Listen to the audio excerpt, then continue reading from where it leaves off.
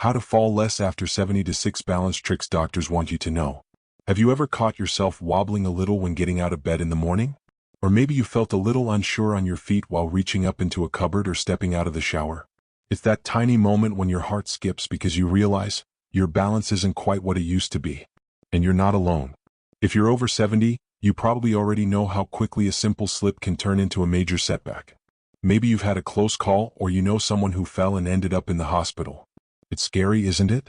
The idea that something as ordinary as walking across the kitchen floor could turn your whole life upside down. But here's the good news. Falling isn't just a part of aging that we have to accept. There are things you can do, simple things, daily things, that can make a big difference. You don't have to feel like your balance is slipping away. You can take back control, feel steadier, and move through life with more confidence. In this video, we're going to talk about 6 smart and practical balance tricks that doctors recommend, and that real people over 70 are using every day to stay upright, strong, and independent. These aren't extreme workouts or complicated routines. These are manageable, proven ways to protect yourself from falls without overloading your schedule or your energy. Let's start with something that might surprise you: your posture. It's easy to think posture is just about how you look, but it plays a huge role in your stability. As we age, our shoulders tend to round forward, our head tilts down, and we hunch slightly at the waist. It's natural. Years of leaning over sinks, working at desks, or just getting cozy in our favorite recliner. But here's the problem. That forward-leaning posture shifts your center of gravity out of alignment. Imagine trying to balance a broomstick upright. If it's leaning too far forward, it'll topple over with the slightest push. That's what happens when our posture goes unchecked. The muscles that used to keep us upright aren't in the right position to help us anymore. Now, you don't have to walk around like a soldier to fix it. Just think tall. When you're standing or walking, gently lift your chest, pull your shoulders back slightly, and let your head float up like there's a string at the top. You don't have to overcorrect. Just aim for upright and relaxed. Over time, this simple adjustment helps your muscles do their job again and reduces the strain that throws off your balance. Here's something you can try right now. Stand up and gently roll your shoulders up and back. Take a breath in as you lift, and exhale as you settle your shoulders into a more open, natural position. Notice how it feels. A little taller? A little more secure on your feet? That's your balance responding already. Another key trick doctors often recommend is strengthening your ankles. Yep, your ankles. It's not the most glamorous part of the body, but those little joints at the base of your legs are some of your biggest allies when it comes to staying upright. Every step you take, every time you catch yourself from tipping, your ankles are doing a quiet little dance to keep you steady. But here's the catch. They lose strength and flexibility if you don't use them intentionally. Think of them like rubber bands. The less you stretch and move them, the stiffer and weaker they get. And that means when you hit an uneven sidewalk or shift your weight suddenly, your ankles might not be ready to help you recover. So how do you build up those little balance heroes? You don't need a gym. Just take a few minutes a day to do some very gentle ankle rolls, seated or standing, whichever feels safer for you. Point and flex your feet. Do a slow march in place. Even just standing on one foot at the kitchen counter while holding on for support can activate those stabilizers and help your ankles stay agile. There's one gentleman I know, Richard, he's 76 now, who started doing these simple movements while brushing his teeth. 2 minutes twice a day. And over the course of a few weeks, he said he felt like his legs woke up again. That little stiffness he always felt in the morning? Gone. That hesitation at the curb? Much less. And the best part is, it gave him confidence. He said it made him feel like his body was still working for him, not against him. And that's what we all want, right? To feel supported by our own bodies. To move without fear. To walk into a room without checking the floor for hazards like we're walking on a tightrope. And speaking of fear, let's talk about it. Because the truth is, once you've had a scare, even if you didn't fall, your brain starts to second-guess every step. That fear can creep in, slow you down, and ironically, make you more likely to fall because it changes the way you move. You might shuffle instead of step confidently. You might avoid certain rooms or stairs. You start doing things more cautiously, more hesitantly, and your muscles begin to respond to that hesitation. And over time, that fear becomes a self-fulfilling prophecy. That's why another important balance trick doctors often recommend is practicing deliberate movement. That means walking with awareness, not fear. It means looking ahead, not down. It means using your feet like tools, not like they're fragile. When you walk, try to step with purpose. Roll from your heel to your toe. Lift your knees a little more than usual. Take note of how your body feels as you move, where it's strong, where it wobbles. When you approach your movements like this, You send a message to your body and your brain, I'm in control. And you know what? Your body listens. Now that we've covered posture and ankle strength and touched on mindful movement, there's more to explore.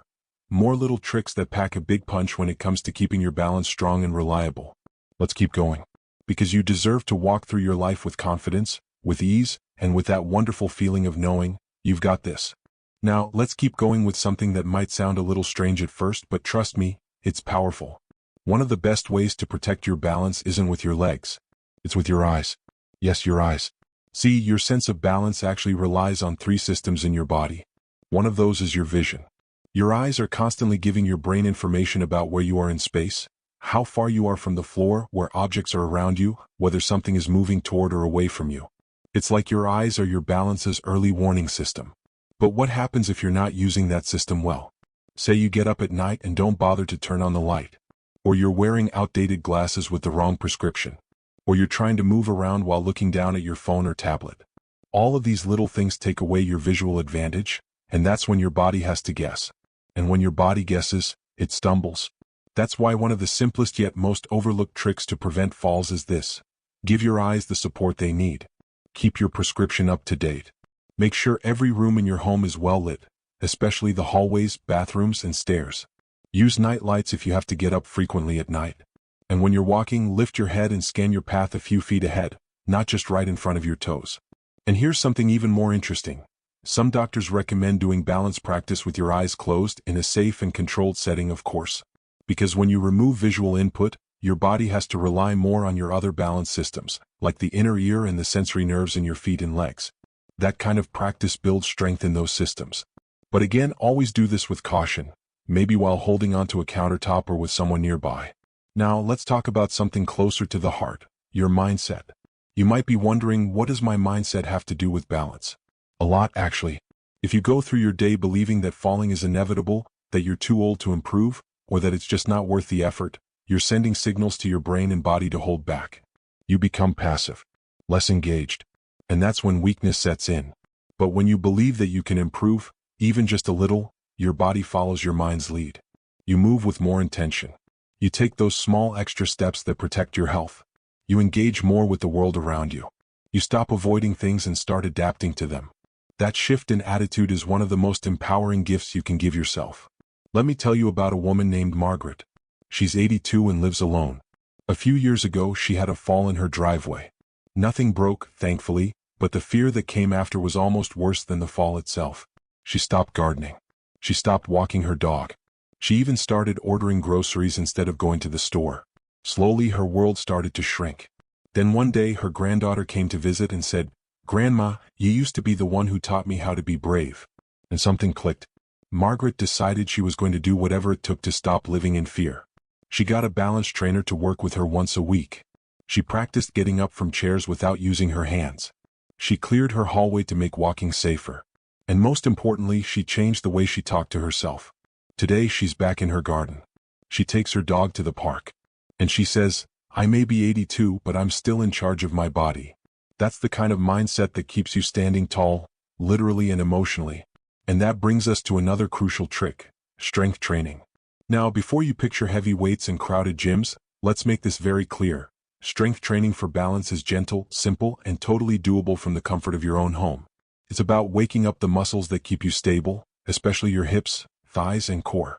When those muscles are weak, your balance suffers. It's like trying to walk on stilts made of jelly. But when they're strong, your legs respond faster, your reactions improve, and your body becomes better at catching itself if you trip. So how do you build that strength without exhausting yourself or risking injury? Start small. Sit and stand from a sturdy chair a few times in a row. Hold onto the kitchen counter and do gentle leg lifts. Try standing with your feet close together for a few seconds at a time, then build up to standing on one foot. These movements are more powerful than they seem because they're functional. They mimic the things you actually do every day. And consistency is key. Doing a little every day is better than doing a lot once a week. Because every time you practice, you're reminding your body, "I'm here, I'm engaged, and I'm not giving up." Even just a few minutes in the morning or before bed can start to build that foundation. Over time, you'll feel stronger, not just in your body but in your confidence. And when you walk into a room knowing that your legs are ready, your eyes are sharp, and your mind is clear, you stop fearing the floor. You start enjoying your steps again. Let's keep this momentum going because there's more to explore, and the next balance trick is something most people overlook, even though it plays a surprisingly big role in your overall stability. Let's talk about something that doesn't always come up in balance conversations, but plays a surprisingly important role: hydration. That's right, water. It seems so simple, almost too simple. But dehydration is one of the sneaky causes of dizziness and unsteadiness in older adults. You might feel lightheaded when standing up or like the room is shifting a little. And it's easy to miss because the symptoms can come on slowly. As we age, our sense of thirst naturally decreases. That means we don't always realize we need to drink until we're already dehydrated. On top of that, some medications can make dehydration worse. It's a double hit. And when your body doesn't have enough fluids, your blood pressure can drop when you stand up, leading to those wobbly moments that could turn into a fall. So here's the trick. Sip water steadily throughout the day, not all at once. You don't have to chug a gallon, you just want to keep your body gently hydrated. Herbal teas, clear broths, even water-rich fruits like watermelon or cucumber can help. And try to notice if you start feeling foggy or unusually tired. Sometimes that's your body's quiet signal saying, "I need water." You see, every part of your body, from your muscles to your brain to your inner ear balance system, relies on proper hydration to function well. When your cells are well nourished, everything works a little smoother. Your reaction time improves, your coordination gets sharper, and your body feels more stable. It's like giving oil to a machine, it just runs better. And if you combine good hydration with those posture adjustments we talked about earlier, and those strength-building routines you're starting to adopt, your body becomes a much safer and more confident place to live in. It's not about avoiding all risks. It's about being prepared. Strengthening the systems that help you recover quickly when things don't go perfectly. Now, before we wrap up, there's one last strategy that ties everything together, and that's creating a fall-safe environment around you. You could be doing everything right with your posture, strength, vision, and hydration, but if your home is working against you, you're still at risk. You'd be surprised how often it's not the body that fails first. It's the environment that sets you up for failure. A rug that slips. A low corner of furniture you didn't see. Poor lighting in a hallway. Shoes with slick soles. These things aren't just inconvenient, they're hazards waiting to catch you off guard. So walk through your living space with fresh eyes. Ask yourself, if I were feeling a little tired or distracted, would this space still be safe for me? Look at floor transitions between rooms. Check if cords are tucked away. Make sure there are stable handholds in places where you tend to wobble, like next to the toilet or near the bed. It's not about making your home look like a hospital. It's about making it a space that supports you. A place where you can move freely, not cautiously. Where you don't have to scan the floor for obstacles before every step. That kind of peace of mind is part of staying independent, and it gives your brain the freedom to focus on what matters, not just staying upright but enjoying your day. There's a man I know, Harold, who's 79 now. He used to trip over the same loose rug near his front door almost weekly. Nothing major, just little stumbles. But once he fell hard enough to bruise his ribs, he decided to take it seriously. He went through his home with his daughter, made a few smart changes, and you know what he said? "I feel like my house is finally on my team." And that's exactly it. Your environment should work with you, not against you. So, let's put this all together for a moment. When you stand taller, your center of gravity supports you better. When your ankles are strong, your base is solid. When your eyes stay sharp and your mind is focused, you move with purpose. When your muscles are ready, they catch you. When you're hydrated, your body stays clear and alert.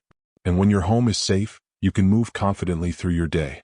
All of these little shifts, they may not seem dramatic on their own, but together they're powerful. They create a lifestyle that tells your body, "We're not done yet." And that message? That daily reminder that you're still in control, still building strength, still learning how to protect yourself. It's one of the most empowering things you can give yourself at any age. Because here's the truth, falling is not just about gravity. It's about habits. It's about awareness. And it's about believing that you still have the power to improve. No matter where you are in your journey, whether you've already had a fall or just want to avoid one, you're not too late and you're not too old. You're still capable. You're still strong. And your body is still listening. So take the first step.